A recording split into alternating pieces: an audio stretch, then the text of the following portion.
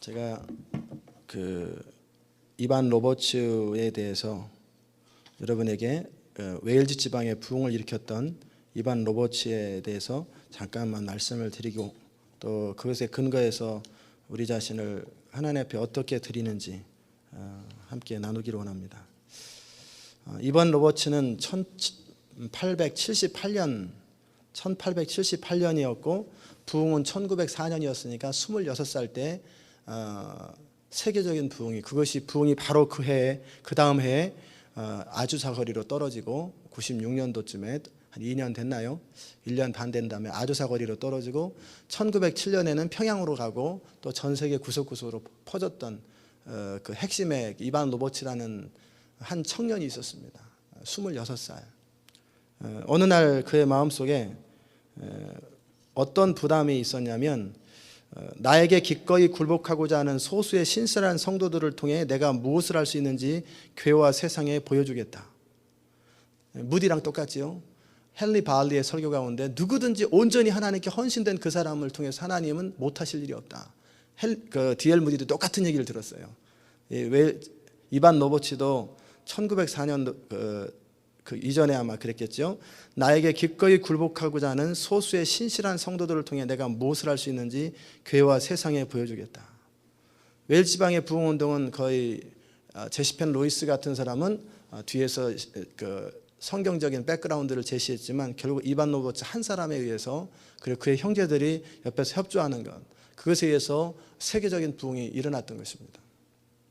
공부한 적도 없고 특별히 탄광에서 일하는 사람이었고, 일반적으로 마음의 이반 로버츠의 마음은 26살부터 거꾸로 14년 동안을 날마다 그 강력한 성령의 임재를 얻고 기도하고 추구했던 사람이에요. 날마다. 그러니까 몇 살이겠어요? 12살 때부터, 미국 나이로 12살. 유스죠. 지금 중학생들, 고등학생들. 그 12살 때부터 하나님께서 그런 부담을 주셔서 설교하고 싶고 말씀을 전하고 싶고 강력한 성령의 기름 부음을 받고 싶은 그것 때문에 14년 동안을 날마다 거의 일주일에 5번을 성경 공부를 찾아다닙니다. 월요일 날은 월요일대로, 월요일 날은 모리아 지역에서, 그 다음에 화요일 날은 비스가 지역에서 성경 공부 모임을, 수요일 날은 모리아에 또 다시, 목요일과 금요일은 다른 기도 모임에 일주일에 5번을 성경 공부 모임을 12살 때부터 쫓아다닙니다. 계속 그러면서 갈망해요. 완전히 헌신된 한 사람을 통해서 하나님은 못하실 일이 없다라는 그 말씀 하나 붙들고 계속 추구하는 거예요.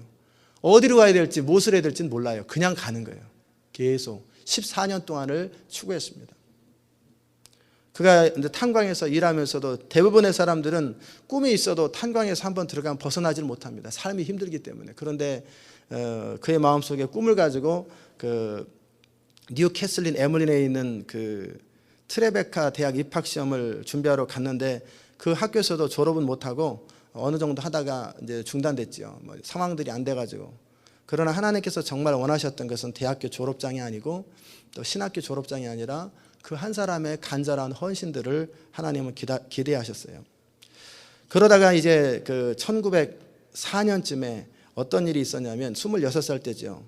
9시 그 집회에서 중보기도의 영이 회중들 가운데, 찬양 가운데 임할 때 그 간절한 그 안타까움들, 그 이반 로버츠는 그때쯤 1904년 어느 날 학교에 가기 전에 자기에게 진동이 막 임하는, 자기 몸이 막 떨리면서 주체할 수 없는 그런 것들이, 가족들이 왜 그러냐고 물어봐도 말로 표현할 수 없는 그런 일들이 이제 증거적으로 생겼고, 그리고 그쯤에서 어느 집회 가운데 계속해서 어떤 찬양이 들렸는데, 다가오고 있네, 다가오고 있네, 성령의 능력이, 나는 받으리 성령의 능력을.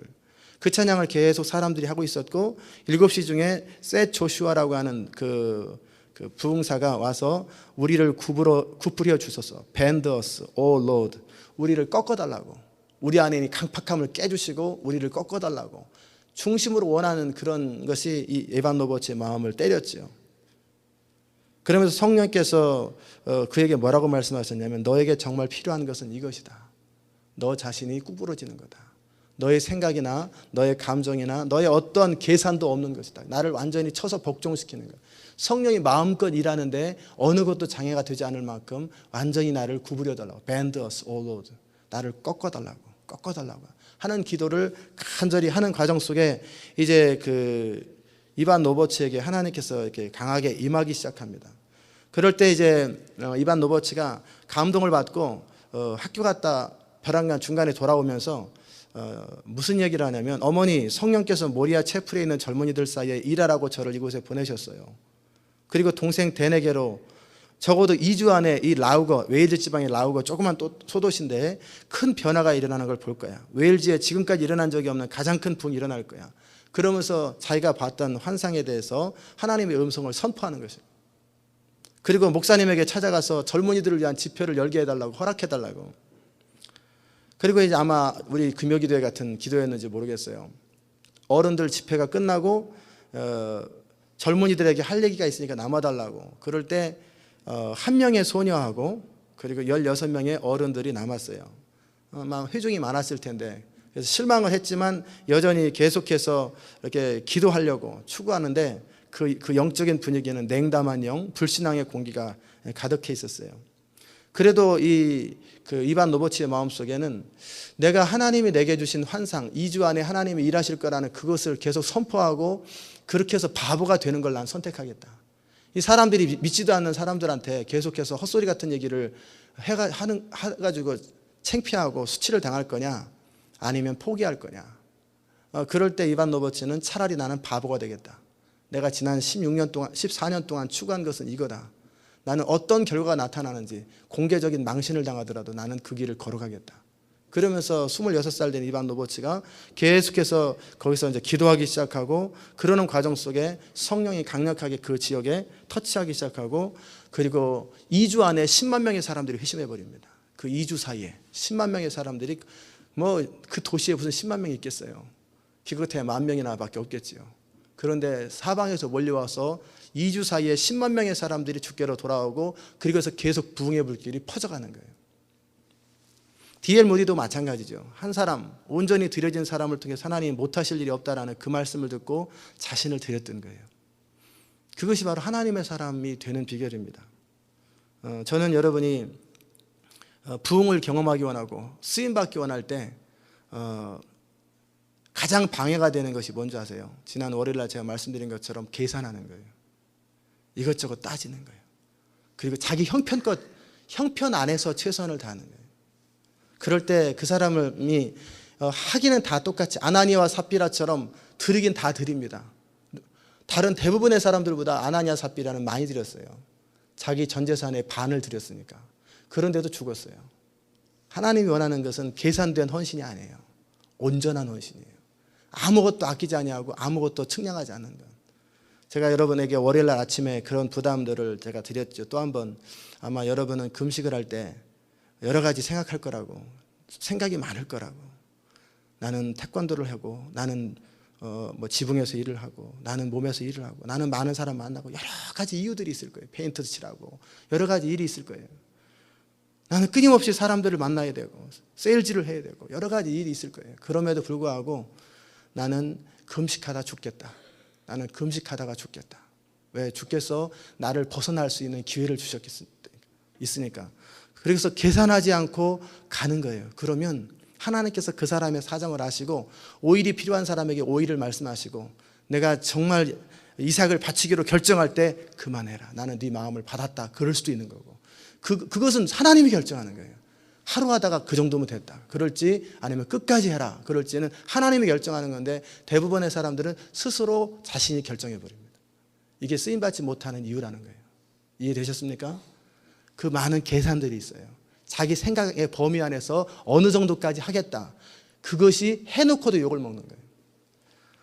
헌금을 할 때도 마찬가지입니다. 저는 이제 건축헌금이나 어떤 헌금을 할 때 항상 제가 결정하지 않습니다.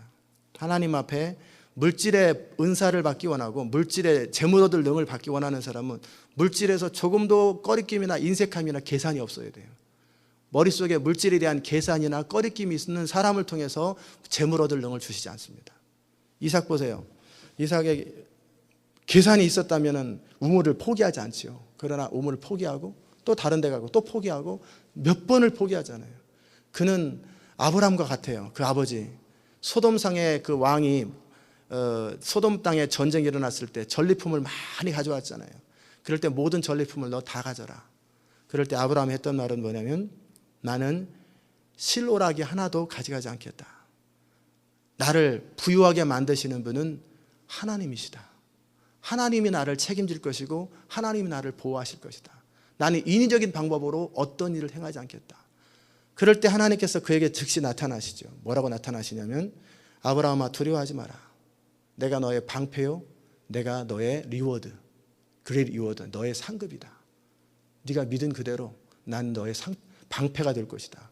그리고 내가 너의 모든 것을 보상해 줄 것이다. 아브라함의 헌신이에요. 아무것도 아끼지 않는 거예요.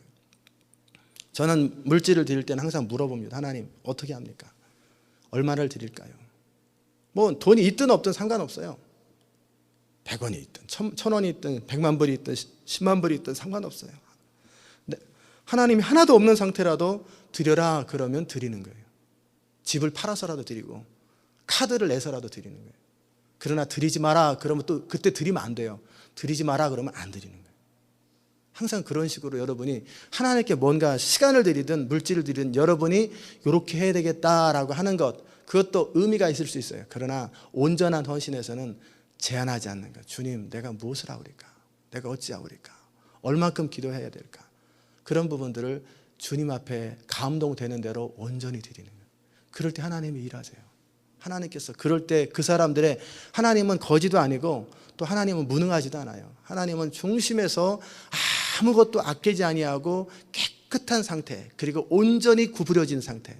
그럴 때 우리의 어떤 생각들, 우리의 경험들, 우리의 어떤 감정들, 이것을 놓고 하나님께서 말씀하셨던 게 뭐냐면 그것들을 깨버려라.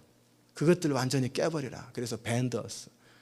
그 베닌이라는 그 목사님이 치유 사역을 할 때 그분도 마찬가지였어요. 1년간 기도하면서 결정적인 사건이 뭐였냐면 날마다 하나님 앞에 기도할 때 하나님께서 계속 응답을 안 하세요. 그럴 때 결정적인 순간에 주님 내 안에 자아를 깨트려 주시고 내 안에 이 모든 것들을 다 깨트려 달라고.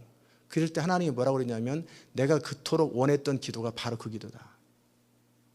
너의 생각, 너의 어떤 그 경험, 그리고 너의 어떤 틀, 너의 스타일 다 깨버려라. 그리고 주님이 말씀하시면 아무런 조건을 대지 마라.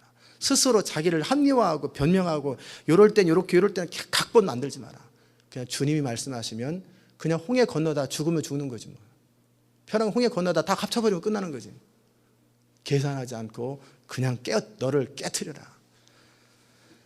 정말 여러분이 알아야 될 부분, 제가 그동안 계속 하나님께 인도함을 받았던 부분이 그런 부분입니다. 완전한 순종을 하는 것, 완전한 헌신을 하는 것, 아무것도 시간도 아끼지 않는 것.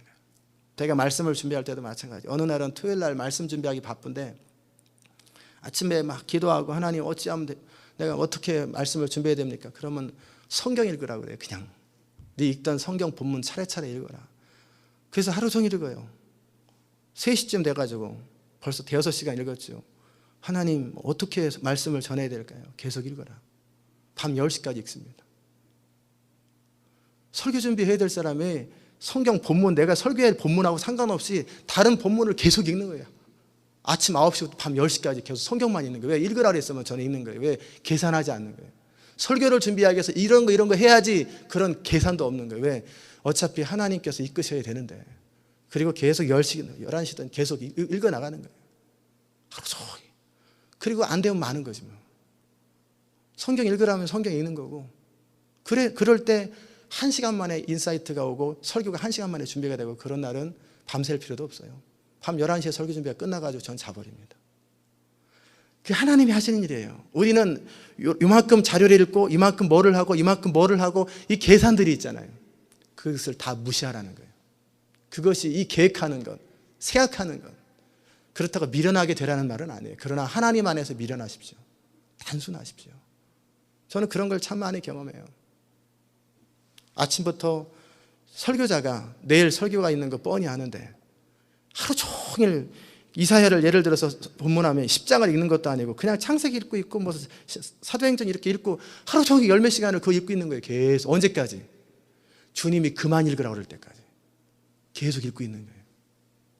저는 하나님 그분을 신뢰하는데 제 생각이나 제 경험이나 이렇게 해야 되겠지라는 제 의견 자체가 없어버립니다. 주님이 말씀하시면 그냥 가는 거예요. 그럴 때 하나님이 역사하시는 거예요. 우리의 60년 동안 고민한 것이 하나님에게는 6시간이면 충분합니다. 우리가 밤을 새서 설교를 준비하는 것보다 하나님은 단 6분이면 충분하고, 실제 저에게 메시지가 인사이트가 올 때는 1초입니다. 1초 만에 메시지가 딱 오고 어떻게 써야 될지 다 합니다. 그 나머지 그냥 단순히 손가락으로 치는 타이핑 시간만 1시간 걸리는 거고, 1초 만에 인사이트가 다 오고 무슨 말씀을 전해야 할지 한 번에 다 합니다. 그게 하나님이 이끄시는 가는 거예요. 이해되셨습니까? 여러분이 계산하지 않는 거예요. 완전히 구부러진 거예요. 주님 말씀하시면 그것에 아무런 제한도 없고 아무런 조건도 없는 거예요. 아무런 계산도 없는 거예요. 왜? 내가 그거 하다 망하면 망하리라. 그런데 우리의 대부분은 뭐냐면 어느 정도까지 상황껏, 형편껏, 처지껏 이렇게 해야지, 그리고 뭐 이 정도면 그래도 내가 최선을 다한 것 같은, 그러면 뭐냐면 해놓고도 아무 능력을 경험하지 못하는 인생이 돼요. 제가 드리는 말씀을 충분히 이해되셨을 것입니다. 이해되셨습니까? 그렇게 하는 거예요. 제가 91년도에 정류장 사건을 여러분에게 몇 번 말씀드렸었죠. 신학교를 가려고 하는데 94년도에 신학교를 가려고 하는데 버스 정류장에서 그 차가 미리 오는 거예요. 그래서 저는 횡단보도를 안 건너고 차가 오는 곳에 급하니까 저거 놓치면 안 되니까 가로질러 갔어요. 그랬더니 하나님께서 저에게 뭐라고 말씀하시냐면, 너는 하나님의 사람이 된다면서 횡단보도도 못 지키냐? 그 말씀이 딱 임하는 거예요. 어떻게 해야 될까요? 다시 갔다 다시 와. 그래서 제가 했던 게 가방을 운전기사한테 맡겨놨어요. 잠깐 서 있으라고. 모든 사람들이 차 안에서 쳐다보는데 그 공도는 좁기 때문에 저를 다 알아요. 다시 가로질러라 했더니 또 거기냐? 그래서 제가 횡단보도를 건넜다가 이렇게 갔다가 다시 이렇게 해가지고 차를 탔단 말이에요. 그거를 공개적으로 차에 있는 사람들이, 저를 다 아는 사람이 다 쳐다보는 거예요. 저 미친놈 아니야 저거. 저는 그대로 순종하는 거예요. 그 다음 주에 버스 정류장에 있었는데 휴지가 너무 많아요. 그래서 이 사람들은 돈 받고 휴지도 안 줬냐? 그랬더니 하나님께서 네가 줬으면 안 되냐? 내가 왜 휴지를 줬습니까? 내가 버스 정류장 주인도 아니고 나는 양복 입고 지금 신학교 가야 되는데 네가 주소라. 갈등이 시작되죠. 어떻게 할까? 순종할 거냐 말 거냐, 순종할 거냐 말 거냐. 그럴 때 저는 순종하는 걸 선택하는 거예요. 그래서 눈치를 보는 거예요. 하나 딱 줬고 눈치를 보는 거예요. 하나만 줘서도 되나? 하나님은 반응이 없어요. 그럴 때 제가 가방을 내려놓고 양복을 벗었어요. 내가 이 동네를, 학교를 안 가는 한이 있어도 나는 싹 이 정류장을 청소해야 되겠다. 순종해야 되겠다. 그러려고 딱 하는 사이에 이제 너는 학교 가라. 이건 이 사람들이 하면 된다. 그리고 제가 버스를 타고 신학교를 갔습니다. 제가 드리려고 하는 말씀이 무슨 말씀인지 아시죠? 조건이 없는 거예요. 순종에 한계가 없는 거예요. 완전히 드려지는 거예요. 그 별건 아니죠. 하나 주스나 다 주스나 마찬가지예요. 근데 제가 하나 줬고 이제 양복을 딱 벗고 다 주스려고 하는 그 사이에 주님 말씀하시는 거예요. 이제는 네가 안 해도 된다. 나는 네 마음을 보기 원한다. 네가 얼마나 나에게 순종하기 원하는지. 저는 휴지 하나 줬고 그 정류장을 다 청소한 거랑 똑같은 효과를 본 거예요. 그것이 바로 순종입니다. 온전한 순종. 제가 월요일날 말씀드렸던 것이, 여러분의 상황과 처지가 있지요. 몸으로 해야 되는 일도 있고 많은 일이 있어요. 그럴 때 내가 금식하다 죽겠다 작정을 하고 금식하려고 그럴 때 하나님께서 너는 하루에 한 끼만 해라 그럴 수도 있고, 그건 하나님이 결정하는 거예요. 근데 내가 스스로 나는 상황이 이렇기 때문에 이렇게 해야지, 이게 뭐냐면 쓰임받지 못하는 조건이에요. 계산하지 않는 거예요. 아무것도 꼭 고려하지 않는 거예요. 그냥 벤트어스, 나를 꾸프려 주옵소서, 나를 깨트려 주옵소서. 앞으로 여러분이 혹시 이번 주라도 타협을 했던 분이 있다면 한번 하나님 앞에 그 태도를 고치세요. 그 태도를 고치기 전까지 하나님 일하지 않습니다. 아무것도 계산은, 물질이든 시간이든 하나님이 말씀하시는 걸 순종하는 것이든 어떤 거든 계산하지 않는 거예요. 어찌 보면 바보스러울 만큼 공개적인 바보가 되는 거예요. 모세가 바로 앞에서 공개망신을 당하잖아요. 이스라엘 내 백성을 보내달라. 전 뭔 노인네가 저렇게 망령이 들었나. 그러나 모세는 단지 순종할 뿐이에요. 순종하고 결과는 하나님이 어떻게 하실지 그건 하나님이 하신 일이에요. 제가 미국을 돌았을 때도 여러분이 미국을 놓고 기도할 때도 동일합니다. 힘에 지나도록 열심히 달리는 거예요. 이유는 없어요. 어떻게 하나님께서 미국을 부흥시킬지 어떻게 할지 저는 몰라요. 그냥 도르라면 도는 거예요. 그리고 기도하라면 기도하는 거예요. 그리고 추구하라면 추구하는 거예요. 그 나머지는 하나님이 하실 일입니다. 홍해 앞에 서서 명하라면 명하는 거예요. 그 다음에 홍해가 갈라질지 아니면 백성들이 붕 떠서 넘어갈지 아니면 무리를 건너갈지 그건 하나님이 하실 일이에요. 근데 그런 것까지 우리는 계산하잖아요. 그래서 우리는 쓰임받지 못하는 거예요. 하늘의 미랄이 땅에 떨어져 죽는 건 잠언 8장에 나와는 나를 사랑하는 자들이 나를 사랑을 입을 것이요 나를 간절히 찾는 자가 나를 만날 것이라. 여러분이 오늘 말씀을 듣고 정말 하나님이 쓰시는 사람이 어떤 사람인지를 알았을 거예요. 그리고 스스로 자기의 부족함을 느꼈을 거예요. 그렇다면 다음부터는 그러지 마세요. 다음부터는 계산하지 마세요. 주님이 말씀하시면 온전히 하세요. 정말 그렇게 하세요. 그럴 때 하나님은 하나님의 방법으로 우리를 이끌어 가시되 하나님이 정말 보기 원하는 것은 우리 망하는 게 아니에요. 우리 고통당하는 게 아니에요. 정말 부흥이 일어날 때 정말 민감해요. 굉장히 성령이 제가 지금 부흥이 강력하게 일어나기 전에도 우리 교회 안에서도 예배를 인도하는데도 얼마나 민감한지 몰라요. 그때 해야 될 멘트를 하지 않았을 때 기름 부음이 사라져버려요. 이 말을 하라고 그랬는데 그런데 내가 하나님께서 말씀을 주신 것보다 지나치게 말을 하면 또 기름 부음이 사라져버려요. 하나님께서 감동 주신 찬양을 하지 않으면 금방 기름 부음이 사라져버려요. 얼마나 센시티브한지 몰라요. 완전히 하나님 앞에 그대로 들은 대로 그대로 그 느낌까지 정확하게 어느 정도 범위까지인지 거기까지 순종할 때 하나님께서 기름 부음을 주시고 그렇게 하는 거예요. 그러니까 오죽하면 케네스 겐 목사님은 어떤 나이 든 여자가 속이 아프다고 그러니까 어떻게 하냐면 주님께서 발로 차버려라. 그럼 낫는다. 이분은 굉장히 점잖은 분인데 강대상에 올라오더니 발로 차버리잖아요. 배를. 주먹으로 팍 때리고. 왜 근데 꼭 그런 식으로 해야 됩니까? 어떨 때는 안수하라고 그러고 어떨 때는 손을 뻗어 기도하라고 그러는데 어떨 때는 발로 차라고 그러는 거예요. 사람들이 볼 때 점잖은 목사님이 나이도 지긋이 60, 70 넘으신 분이 발로 여자를 배를 차버리는 거예요. 발로 찼나? 예, 주먹으로 힘껏 때려라. 주먹으로 힘껏 때려라. 그러면 치료된다. 그러면 이 케네스 겐 목사님 갈등하는 거예요. 어떤 갈등이에요? 목사로서의 품위를 유지할 거냐? 하나님께 순종할 거냐? 이 여자는 아무 생각도 없어요. 근데 속으로 지금 갈등하는 거예요. 그럴 때 믿음을 가지고 팍 쳐버렸어요. 그랬더니 그 여자가 붕 떠가지고 그분이 한 200파운드가 넘거든요. 몸무게가 붕 떠서 툭 떨어졌어요. 성도들은 깜짝 놀라는 거예요. 저게 뭐하는 짓이냐? 목사가 저거 뭐하는 짓이냐? 그런데 그 여자가 치료돼 버렸어요. 근데 고통을 전혀 못 느꼈어요. 떨어져도 안 느끼고 맞은 것도 못 느껴요. 하나님이 뭘 보기 원하냐면 그걸 보기 원했던 거예요. 온전히 순종하는 거예요. 조영규 목사님이 집회를 가셨을 때 막 이렇게 말씀을 전하고 그럴 때 하나님께서 여러분 4차원의 영적 세계에 있었잖아요. 휠체어에 앉아있는 여자 앞에가 딱 있는데 공개적으로 나와서 그 여자 치료되라고 명하라. 근데 조영규 목사님 안에 갈등인 거예요. 치료 안 되면 난 뭐예요? 공개망신이잖아요. 치료 안 되면. 그것도 휠체어에 덩그러니 누워있는 그 사람을 공개적으로 치료하라고 그랬는데 치료 안 되면 어떻게 하냐. 설교를 끝날 때까지 갈등하라는 거예요. 결국은 어느 정도 은혜는 됐지만 안타까운 거예요. 계속 그 부담이 생기는 거예요. 그러자 조영규 목사님이 그 옆에 가가지고 이렇게 몰래 남들 기도시켜 놓고 몰래 가서 하나님이 당신을 치료한다고 하십니다. 그러셨단 말이에요.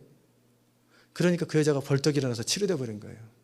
그럴 때 이 조영규 목사님 생각한 거예요. 내가 이걸 설교 전에 이 하나님의 하시는 일들을 보여주고 설교를 했을 때 사람들이 그 메시지를 통해 얼마나 강력하게 영향을 받았을까. 다시는 이러지 말아야 되겠다. 그게 하나님의 사람들이 살아가는 모습이에요. 스쳐가는 성령의 음성을 경시하지 마세요.